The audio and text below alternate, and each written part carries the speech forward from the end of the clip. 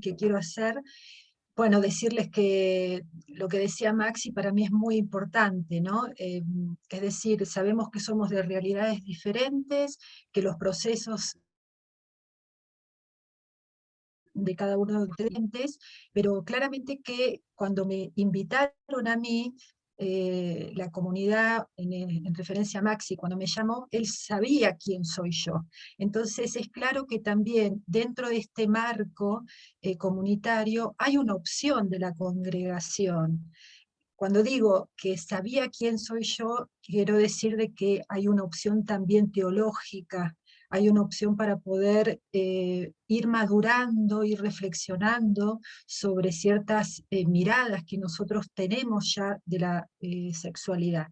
Así que ya me adelanto y digo, bueno, vamos a hacer un camino juntos. Para algunos será algo que puede producir temores, para otros no. Así que me gustaría que este espacio sea el lugar donde pongamos todo lo que sentimos, lo que nos pasa, porque para mí es claro que la formación es a adultos. Yo estoy haciendo un camino con adultos y no estoy haciendo una catequesis, estoy haciendo un trabajo de formación teológica, donde vamos a tratar de reflexionar la fe de un modo crítico.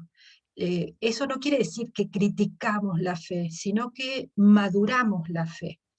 Dentro del marco cristiano, católico, el proceso es un proceso de mirada crítica de nuestras construcciones teológicas, ¿no? Nuestro modo de pensar la religión, nuestro modo de pensar la moral, la cristología, ¿no? Todo lo que tenga que ver con lo religioso.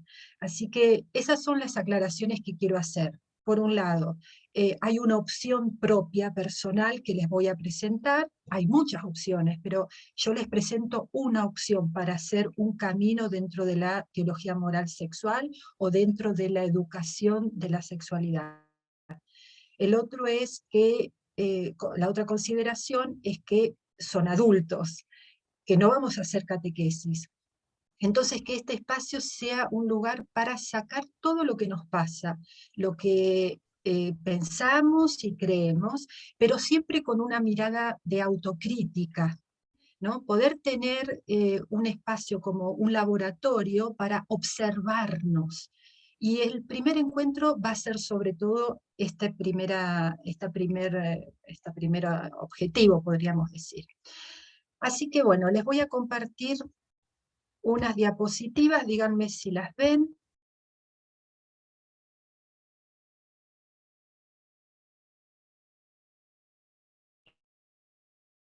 ¿Las ven?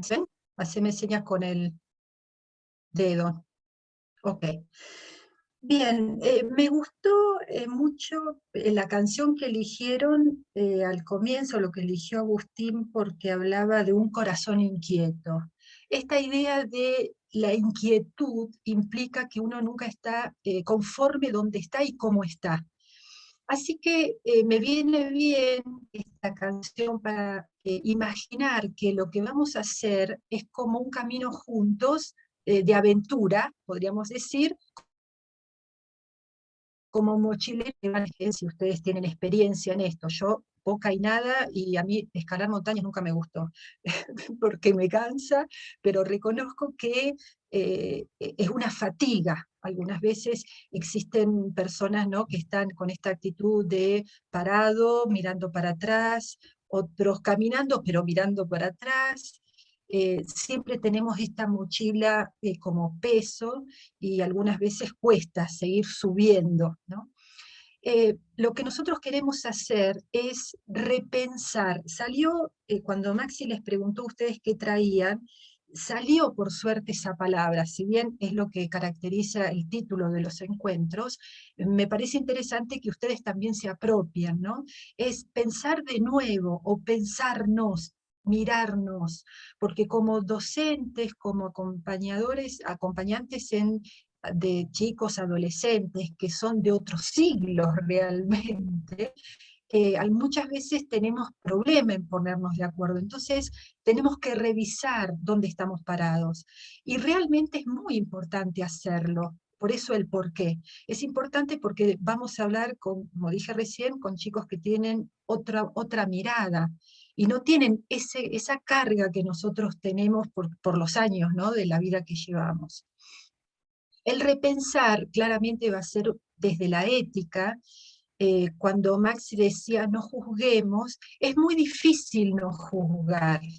Yo digo, hagámoslo, juzguemos, me gusta, no me gusta, pero preguntémonos por qué tenemos esas miradas, esa mirada ética, eso que consideramos que nos ayuda, no nos ayuda, nos incomoda, etc.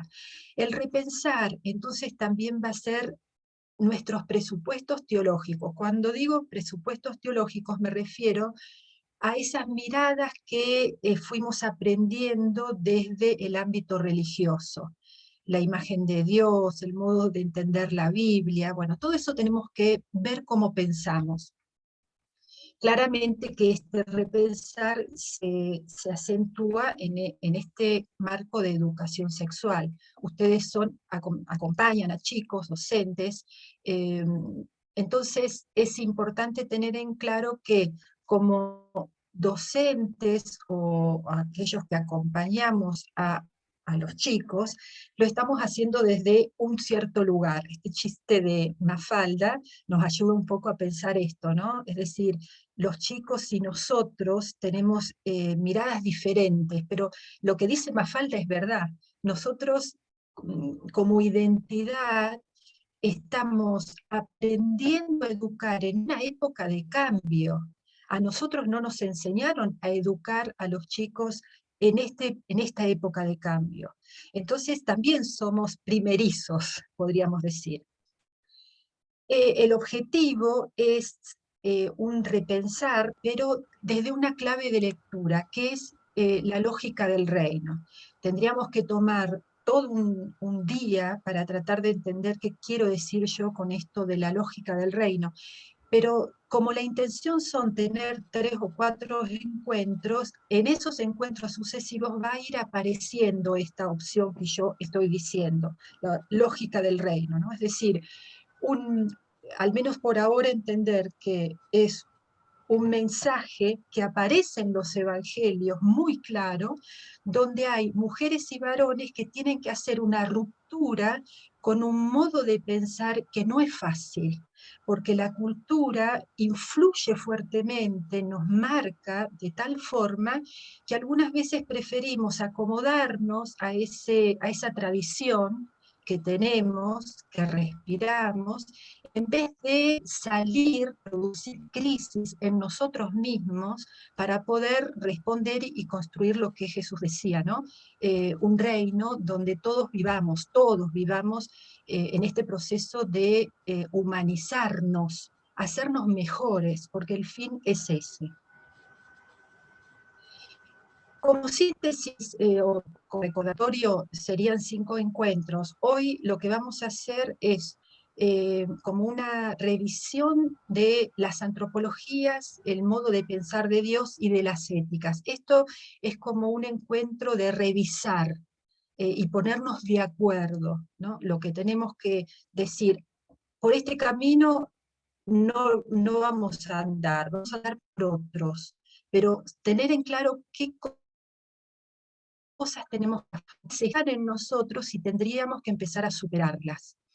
Los otros encuentros son más bíblicos, pero no solamente va a ser un camino bíblico, sino que va a ser una reflexión bíblico para comprender la situación actual, ¿no? Y saber cómo relacionarnos con los chicos hoy y qué mensajes dar. Muchas veces damos mensajes que corresponden más bien a la cultura o a la creencia personal, más que al mensaje de Jesús. Y algunas veces no nos damos cuenta. Entonces, ese ejercicio de mirarnos y qué es lo que estamos transmitiéndole a los chicos es lo que yo pretendo que hoy lo hagamos y después lo vamos a trabajar en estos temas concretos, ¿no? La introducción que vamos a hacer general en la Biblia, el tema de género, el tema de la homosexualidad. Y el último punto, que por ahí en los cuadros que les pasaron, las publicidades, es otro nombre, pero no es totalmente diferente. Acá lo ajusté un poquito más, ¿no? Es volver a repensar todo lo que estuvimos trabajando dentro de la educación, desde la clave de la ética, y ahí quisiera que el último encuentro sea un encuentro donde ustedes también puedan participar más. Así que eso lo vamos a ir viendo más adelante. Bien, consideraciones. Desde los participantes, yo hasta ahora estuve hablando cuáles son las mías, ¿no? Lo que yo considero importante, teniendo en cuenta ustedes, pensando en ustedes, es esta primera pregunta, ¿no? ¿Quiénes somos los que debemos repensar? Entonces aquí entra el tema de centrar la mirada en lo que nos pasa, con el tema de la sexualidad.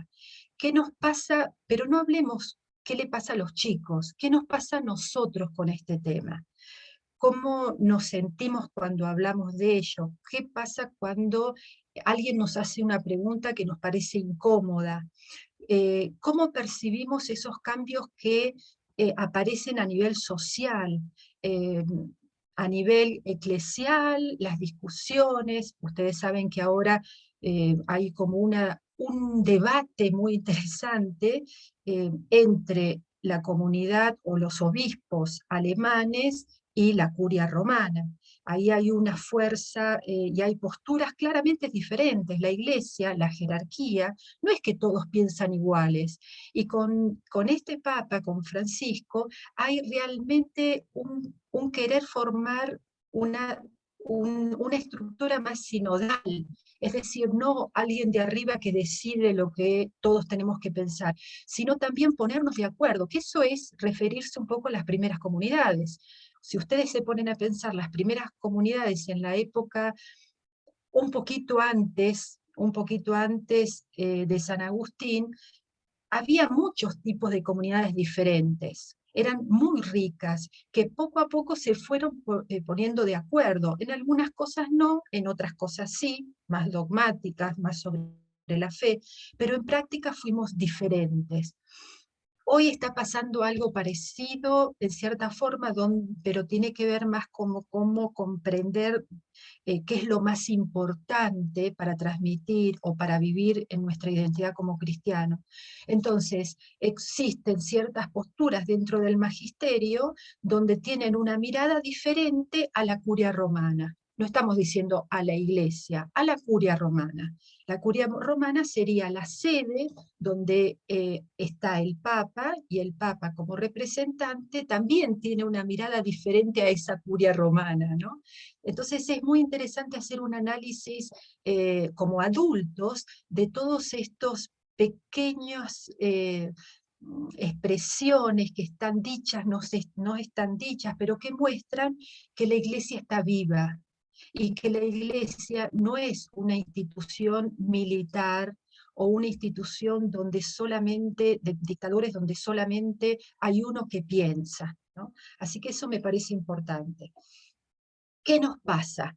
Bien, ¿por qué pensamos como pensamos? Ahí claramente surge eh, esta idea de que el pensamiento que uno tiene está condicionado como una mochila del caminante por un montón de factores culturales, familiares, la época, no es lo mismo hace 50 años que hoy, la formación, la educación, el ámbito, bueno, familiar, como fue, la historia personal, los amigos que tuvimos, el cómo pudimos enfrentar ciertas situaciones, es decir, nuestra propia personalidad. Es muy interesante pensar en Agustín. Agustín fue una persona fuertemente apasionada. Hay toda una línea de pensamiento de Agustín bastante clásico, diría yo, que lo quieren poner a Agustín como un santo desde que nació, o si no como una persona que era un desastre antes y después un santo puro. No, Agustín siempre tuvo problemas. Agustín siempre fue hijo de su tiempo.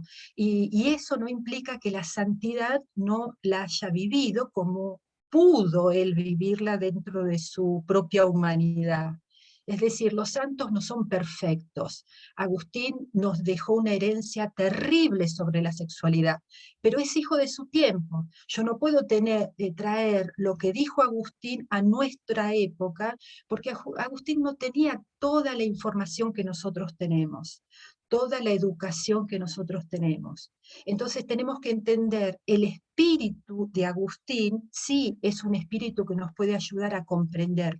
Las líneas fundamentales de Agustín claramente nos ayudan a caminar, pero otra que corresponde más a la letra es propiamente de estos condicionamientos personales, relacionales, que todos tenemos. Todos tenemos. Y cuanto más nos miremos, que hagamos una lectura introspectiva, vamos a ser más libres. Es imposible no tener condicionamientos, pero algunos condicionamientos nos ayudan y otros nos dejan anclados como emprisionados o en prisión en un estado de vida que no terminamos de madurar nuestra propia personalidad. Entonces ahí aparece esta tensión entre lo que creemos y lo que vemos.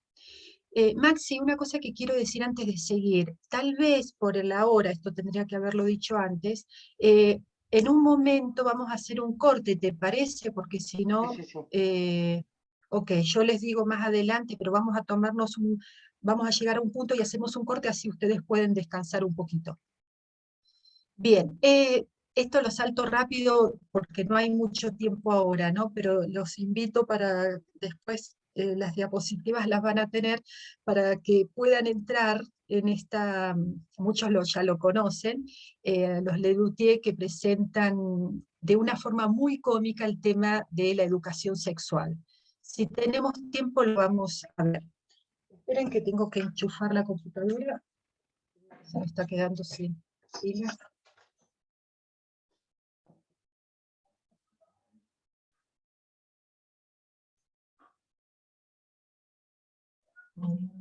Mientras Marcela reconecta ahí la computadora, cuando sea el momentito de recreo, simplemente sigan conectados, simplemente sacan el video y se silencian. Y nosotros volvemos a dar un mensaje y se reconectan en el mismo lugar. No salgan de la reunión. Ok, bien. Entonces, nosotros vamos a hacer, fíjense este árbol, ¿no? Vamos a hablar, nuestro fin es la educación sexual, escolar o parroquial, trabajar nuestra mirada de la sexualidad. Pero esa educación sexual en sus raíces tiene comprensiones antropológicas, éticas y teológicas que tenemos que revisar. Es decir, tenemos que descubrir, comprender y evaluar eso que yo llamo presupuestos. Lo primero, en amarillo, es la comprensión antropológica. ¿Qué significa para mí el humano? ¿Qué significa ser persona? Y dentro de eso, ¿qué significa y qué lugar ocupa la sexualidad? Después vamos a trabajar cuál es la imagen de Dios que tenemos. Y por último vamos a trabajar la comprensión ética y moral. Antes de entrar en eso vamos a hacer un corte porque es un poquito más arduo, podríamos decir. Bien, fíjense sobre el tema de qué es el humano, ¿no? ¿Qué es ser humano? Nosotros como religiosos tenemos estas citas que nos recuerdan la creación de Dios. Pero fíjense ya desde el comienzo, si yo a este texto lo leo literalmente, es muy diferente si yo lo leo interpretando y buscando en el texto aquello que Dios me está diciendo hoy. Si yo lo leo literalmente, fíjense la primera frase, hagamos al hombre a nuestra imagen, ¿y qué quiere decir eso de imagen? Entonces pensamos, está este cuadro maravilloso que aparece acá en Roma, ¿no? De Miguel Ángel, un Dios que toca a Adán, y bueno, esa es la imagen que Miguel Ángel se hacía de esta idea, ¿no? El hombre varón es imagen de Dios. Ahí fíjense que Dios con barba, son todos varones los que aparece ahí, ¿no? Después que señoree los peces del mar, es decir, esa comprensión de la relación del humano con la naturaleza, que gobierne, diría otras traducciones. Y eso llevó a que viviéramos la relación con el mundo, con la naturaleza, con el planeta, de un modo que hacíamos lo que queríamos, ¿no? Es decir, en una lectura literal del texto, nos empobrecemos, porque no estamos leyendo realmente lo que Dios nos está diciendo realmente. Estamos leyendo solo la letra.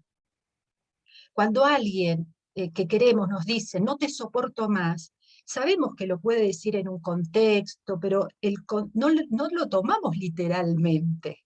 Entonces, algunas veces sí, pero a lo que voy yo es que las expresiones, en este caso los libros, hay que hacer, se llama un estudio hermenéutico, es decir, comprender para quién fue escrito, por qué fue escrito.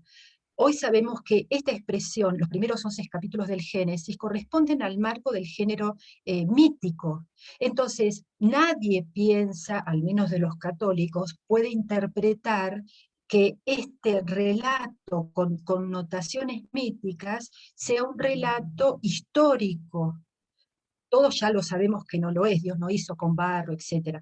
Pero igualmente, aunque hayamos superado eso, seguimos interpretando este texto con connotaciones míticas como si fuese un texto real histórico.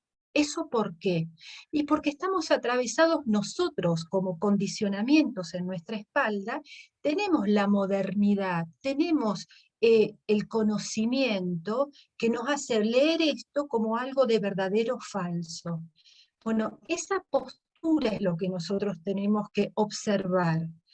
Somos personas que vivimos ya el proceso de la modernidad, tenemos un montón de conocimientos dentro de nuestras culturas.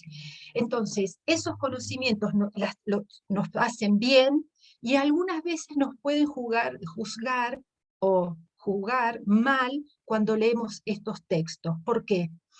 Porque queremos encontrar en estos textos esa verdad que la modernidad nos dice, verdad fija, palabra transmitida, etc. Dios, cuando nosotros consideramos que un texto es sagrado, lo decimos porque en el texto tenemos que encontrar ese mensaje de Dios. Algunas veces no es tan fácil. Por eso, el segundo versículo, Dios crea al hombre, a imagen de Dios, varón y hembra los creó, varón y mujer los creó. ¿Cómo interpretamos hoy, históricamente, en nuestra época, esta frase? Muchos de nosotros tienen todavía el pensamiento binario, varón, mujer, macho, hembra. Y si nos remitimos a Dios, el misterio de Dios, por lo que descubrimos en muchos textos bíblicos, es mucho más complejo que el binarismo que tenemos en nuestra cabeza. Dios no es un ser binario, ¿no? Y mucho menos dónde ponemos la sexualidad, ¿no? Ahí entra toda nuestra crisis. ¿Qué quiere decir que Dios es imagen o nosotros somos imagen de Dios? Veamos esta foto.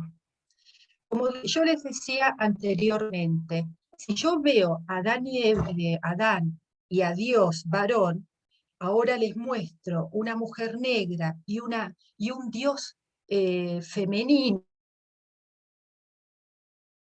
también los cabellos, ¿no? Que representa la sabiduría, a algunos les puede chocar, pero la imagen nos hace repensar que esta imagen la tenemos tan grabada que nos lleva a pensar de un único modo, o que Dios, que el hombre, varón, es imagen de Dios, y que la mujer está ahí como segunda situación, o que la mujer y varón son los únicos dos que tienen esa imagen y solamente en la unión reflejan esa imagen. Es decir, nuestro modo de pensar tiene que ver más con esto. Y si le sumamos esto, nos quebramos. ¿Qué pasa? ¿Qué nos dice esta imagen? Y yo puedo seguir Dios hombre a su imagen y semejanza. Y lo digo como mujer, lo digo con mi identidad, que yo soy también imagen de Dios. Con esto estoy diciendo mucho para mi vida, para tomarla en serio, para vivir, para, bueno, vamos a ir viendo para tantas cosas, ¿no? Lo interesante es que esta imagen o esta creación de Dios por parte suya al humano, siempre el texto dice en todo el momento de la creación, y Dios vio que era bueno. Entonces, ese humano con toda esa realidad tan compleja, Dios vio que era bueno. Con su sexualidad, el concepto de sexualidad en el ámbito religioso está recuperado hace poco de una forma positiva, y vamos a ver por qué, ¿no?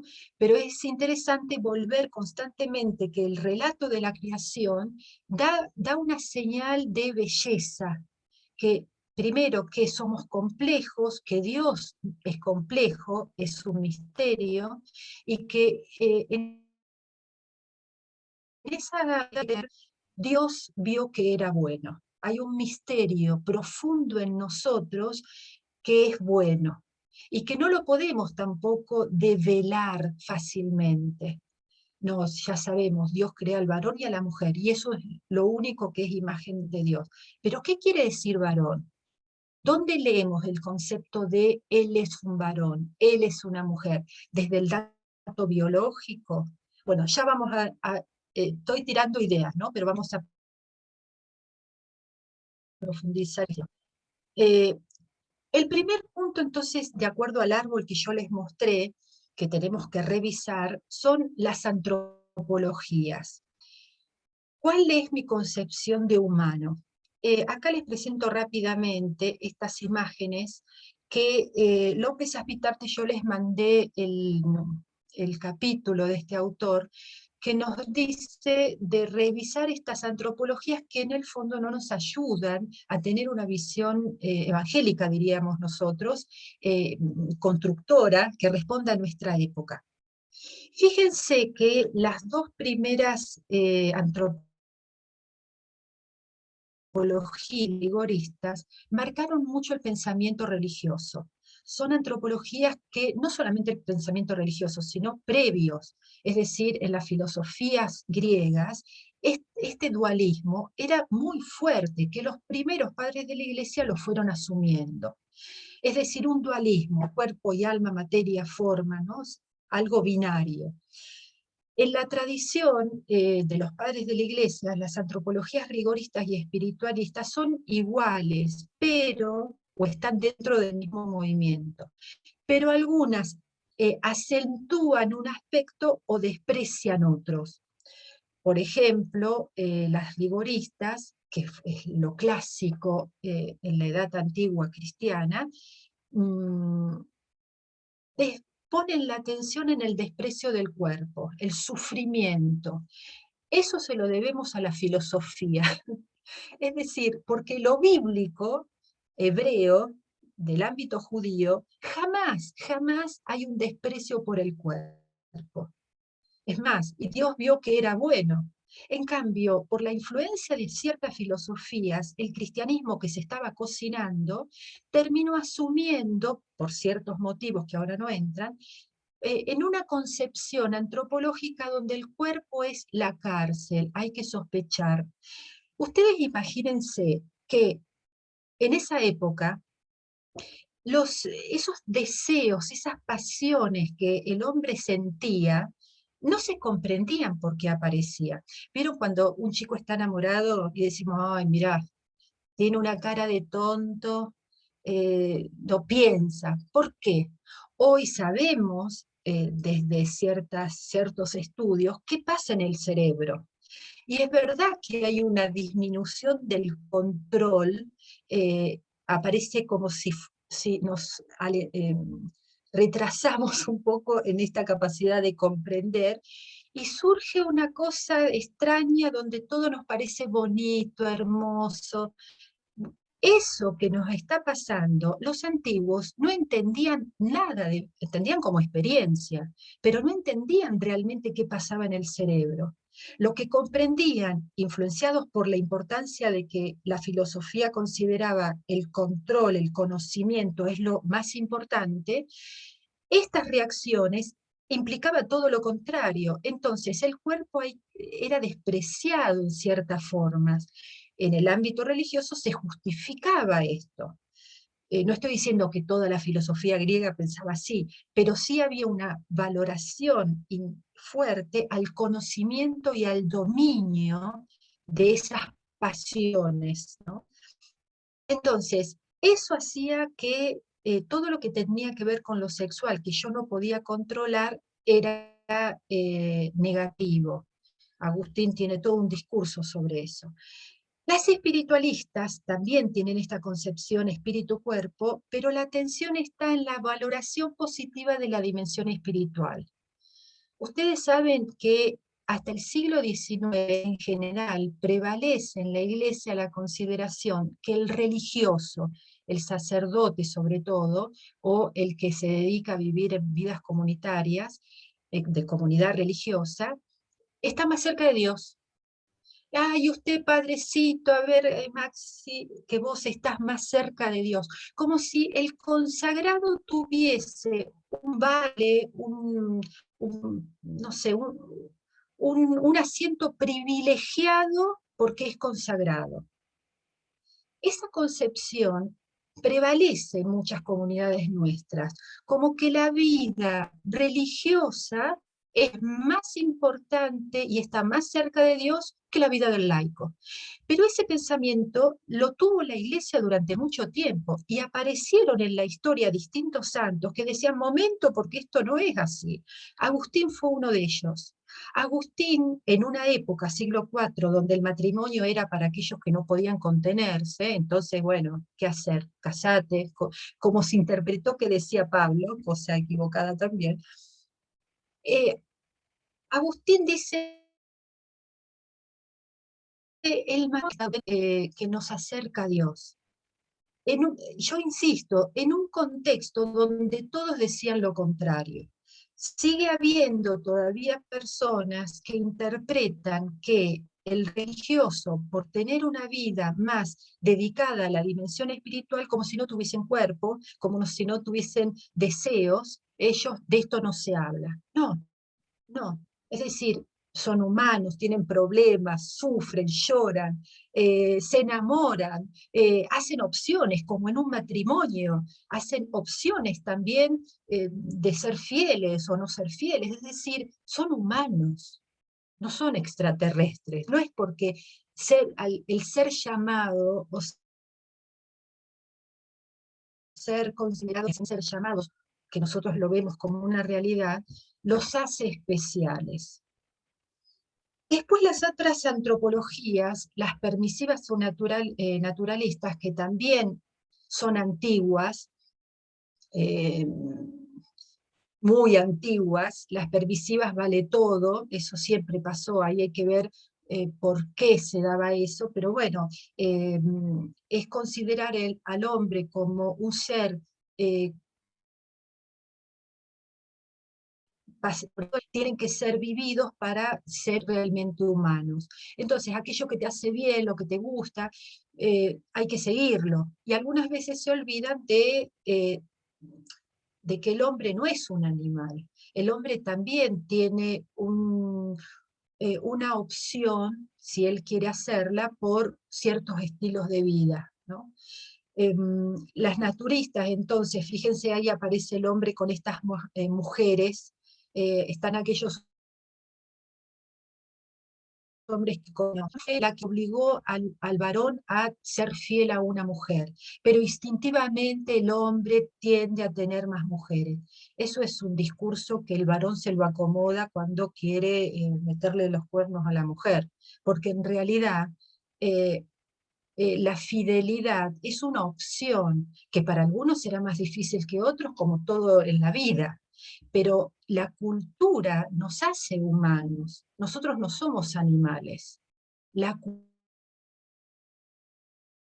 cultura podemos basar nuestro pensamiento solo en el dato biológico, en la naturaleza. Somos también a partir de un lenguaje, de un modo de vida, que tendremos que ir mejorando. Bien, acá rápidamente lo voy a pasar a esto porque si no, no vamos a llegar. ¿Qué valor tiene el cuerpo en nosotros? Porque dentro de la sexualidad, lo primero que aparece es la corporeidad, ¿no? Y el cuerpo no es algo que tenemos, somos cuerpo. Cuando uno está cansado, yo reconozco que soy la primera que digo, bueno, voy a comer para llenarme de un poco de energía y después sigo, ¿no? Como si cargáramos nafta para seguir, como si es algo, un transporte que nos lleva de un lado a otro. Cuidado con eso. Hoy sabemos que el cuerpo nos habla, nos dice cómo estamos. Entonces, es muy importante empezar a reír sobre qué lugar le damos al cuerpo en nuestra identidad. ¿Qué lugar tiene el cuerpo en nuestra propia identidad? ¿Ustedes me escuchan bien? Porque me sale que... Bien, ahí aparecen dos palabras en alemán. eh, el cuerpo como cuerpo sentido, la corporeidad, y el otro el cuerpo como un pedazo de carne. Cuidado con esa interpretación de nuestra... Sí, somos también carnes, pero es mucho más complejo en el humano. No es solamente algo que podemos objetivar, sino es nuestra identidad, es nuestra propia identidad. Bien. Aquí también nos preguntamos, bueno, entrando sobre los cuerpos sexuados, ¿qué lugar ocupa la sexualidad? Hoy solamente, acá también habrá que ver cuántos de ustedes trabajaron en la idea de lo que es la sexualidad. Sabemos que la sexualidad tiene distintas entradas. Podemos entrar desde el dato biológico, psicológico, cultural, religioso. No podemos quedarnos solo con una entrada. Si yo leo la sexualidad únicamente desde el dato biológico, voy a hacer una antropología y una ética biologicista. El humano es mucho más complejo y su sexualidad está dentro de esa complejidad. Hoy los avances de las ciencias, como de la psicología, de la cultura, nos ayudan a comprender también la complejidad de la sexualidad, de esta dimensión. Hoy no podemos dejar de lado estos conocimientos para hablarle a los chicos. Es todo muy nuevo. Ninguno de nosotros fueron formados. Ustedes piensen que recién a principios del siglo XIX se conoció que la mujer tenía un periodo corto y largo, fecundo o infecundo, en su desarrollo sexual. Recién a principios del siglo XX, ayer, fue ayer. Entonces, no hay un conocimiento tan antiguo que ya está superado. Por eso hay tantos problemas y tantas tensiones, porque todavía seguimos con ciertos prejuicios que tenemos que empezar a limpiar y reconocer que no se pueden seguir sosteniendo. Bien, sobre la sexualidad, otra cosa, engloba una serie de condiciones culturales, sociales, anatómicas, va en relación a lo anterior. Afectivo, de conductas relacionadas con el sexo. Sexo y sexualidad es diferente. Sexo es lo biológico, lo genital.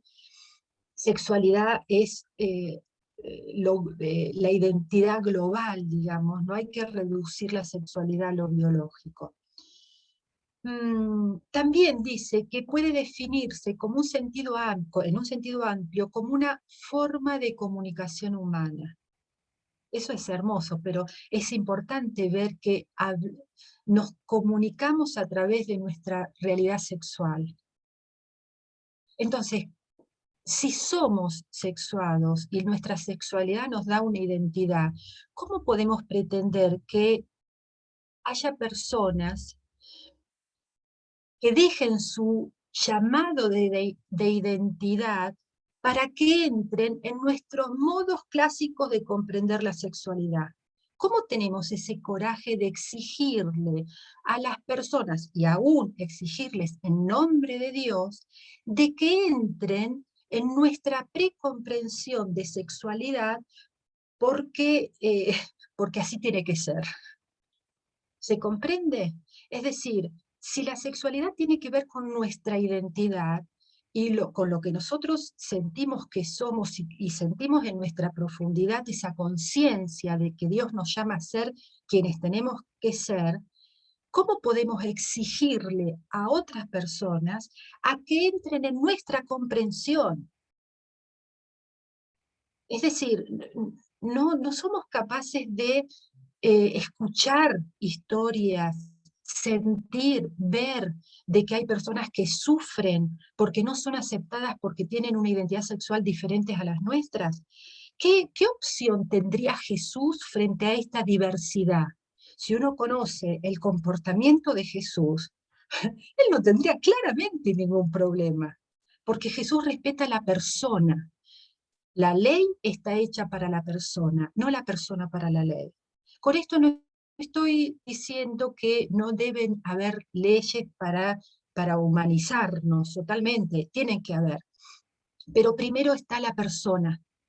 Hay que escuchar a las personas, hay que ponerse en la piel del otro y no bajar teorías o principios y obligar a que la gente entre en esos principios. Los principios son guías, pero son principios. La vida no es blanca o negra. Todos sabemos que la vida está llena de matices. Entonces, empecemos a sincerarnos que el camino es arduo, es diverso, que en el camino hay un montón de personas diferentes y que Dios vio que era bueno. Es decir, todo ser humano que vive, Dios lo ama y lo llama a ser quien tiene que ser. ¿Quién soy yo para decir que esa persona se equivocó por su vida, por su identidad? ¿Desde dónde lo digo? Y es tremendo cuando digo que lo dice Dios. En esta época, el decir que lo dice Dios, tenemos que hacer una fundamentación.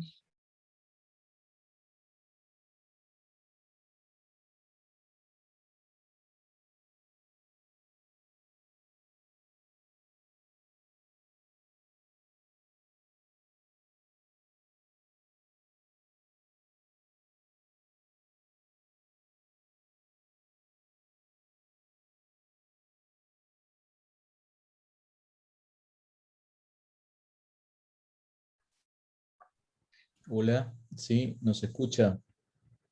Creo que se quedó sin Se quedó conexión, sin Marcela. audio. Dice que se quedó colgada. Oh, Sí, se cortó que la... Bien. Luego tenemos, Mientras retomamos la conexión con Marcela, viendo qué le pasó, nos tomamos ahí unos 5 descanso. minutitos de descanso, ¿sí? Así que si quieren apaguen las cámaras, el silencio, pueden ir y venir y por favor no salgan de esta sala de reuniones. Gracias.